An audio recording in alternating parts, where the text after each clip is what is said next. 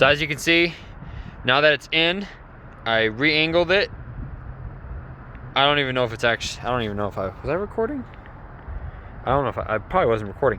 But I took it out, put it back in, then I actually plugged it back in. Put it in kind of sideways and twisted it in. It's a little hard. It's actually a lot easier getting in than getting out, so that's good. And now that the cord's already in, we're just gonna kind of push this in on camera here. So it kind of just goes like that. You just kind of wiggle it in, and you're good to go. This is directional, I believe. I believe it sits like that, but I could be wrong. Make sure you have some kind of picture to make sure you know which way is up or down. I know which way because the bolt pattern is actually very specific. This wider gap than over here, and there's a tab that lines up with the other ones. I'll know if I'll have to flip it around and up. I believe this is correct. There you go, guys. That's all you really have to do with that. Then make sure you dispose of the old gas correctly. What I used my little funnel back there, and I poured it into there to gather it, and then I'm gonna dispose of it properly later. I can't reuse it because, like I said, that little piece of paint that I got out was in there, but it's really easy, really self-explanatory. You don't really need to know anything. When you take the cover plate off, it won't leak, gas won't leak out of these holes or anything like that. It's just when you break the seal on this. And the seal will be reformed, like I said, once the vacuum effect kicks back onto the tank and once you refasten the cover plate back on. But it's now officially empty, so we don't need any fuel stabilizer or anything in it. So it can sit for as long as you want, and I really don't do anything. And there was no rust, which is good. In a later video, we'll show you guys how to take care of rust whenever that time comes. That will be that'll be like a maintenance video we'll do down the road. But for now, we're going to have to do anything about that, which is really good because it's 2014.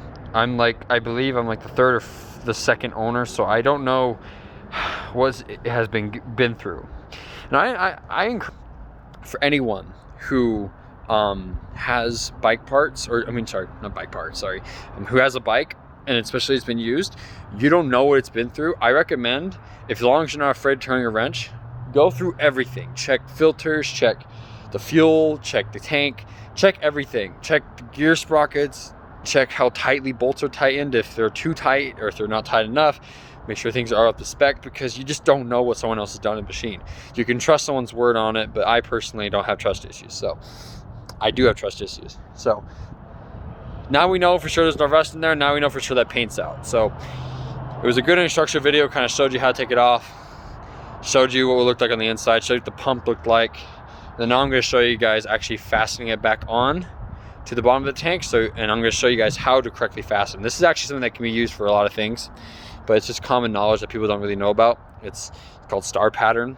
Basically, you don't tighten one bolt at a time, you tighten them in a star pattern. So I'll show you guys that as we finish assembling this back on, so you can see the rest of the video.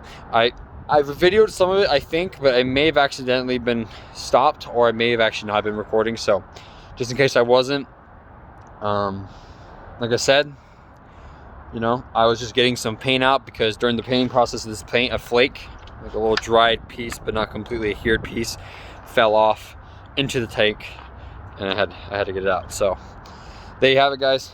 I'm gonna stop the video now and fast forward to a video where I show you guys actually mounting it on with no audio, and that'll be it. But anyways, so that's how you take the full tank out. That's what it looks like. That's what you got to do. And if you got to clean it, like I said, future video we'll explain more about that. But right now, that's all I need to know. Thank you guys for watching, and always have a good day.